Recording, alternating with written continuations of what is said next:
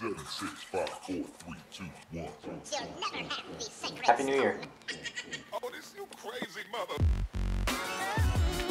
Hope everyone had happy holidays and a good New Year. It's January 1st and I'm kicking off the new year and my 2018 training program with a 100k ride on Zwift.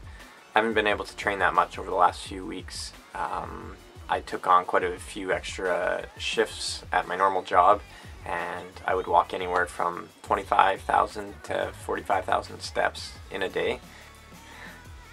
Chinch, is that a bird? Bird.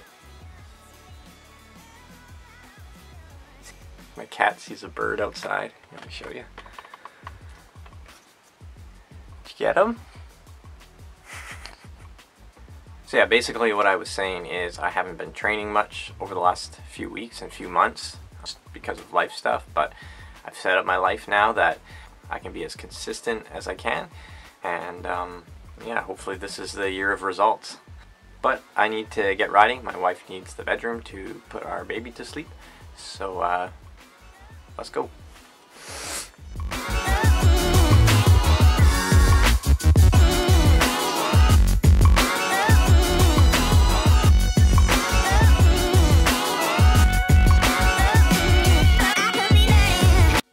Ride isn't really anything to write home about. It's just I haven't rode in so long, and I like kicking the year off with doing something big for me at the time. So because I haven't rode in so long, 100k ride will be pretty big for me today. So about 2.5 hours of riding, and that'll probably be it for the day. Maybe a little bit of yoga and foam rolling. My legs are feeling quite tight today. Then after today, the real training starts. After a few days, some relatively easy aerobic stuff, and then start to structure my training a little bit more. And when I'm done riding, I have something cool I want to show you. So let me get to it.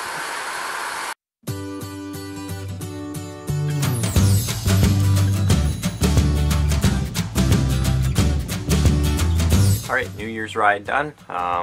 Went well. Lots of people on Zwift today. I think there was 4,000 riding when I started, so lots of people had New Year's ride resolutions just like me. Now this is the reason I wanted to make this video today, was to show you something.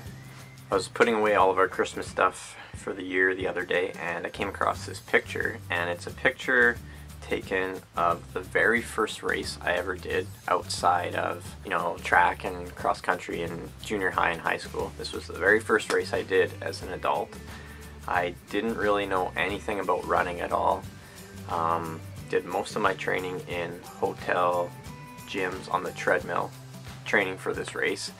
Didn't really know anything about intervals, pacing, how to run a race, nutrition, any of that sort of stuff. But I signed up for half marathon. I just wanted to get back into the running community. I had been out of it since high school. And as you can see, my time was 1:24:26. I think that was good enough for top 10 that day, maybe like 7th place or something like that. And I was happy with that. I didn't have any expectations going in. I didn't know what would be a good time for myself, but placing top 10, I thought, hey, that's pretty good. I was happy with that. But the one thing that I can remember about that race is something that I want to share with you. At the turnaround point, it must have been about 10k into the race or so. The first and second place guys were so far ahead of all of us. I think they ended up running about a 1:16, but at that point in the race, they were about 6 minutes in front of me. I remember thinking at that 10k point, just seeing how far ahead that they were, that there was no way ever that I could get to that level, and they were just like so far ahead. I couldn't imagine when I crossed the finish line ever running a 1:16, running 8 minutes faster than I had just ran. That seemed impossible at the time. Like there was no way it could happen. Well, over the years, I kept training. I got faster, obviously. I think my next race, I ran a 1:21, and then I thought, oh, I could get under the 1:20 mark.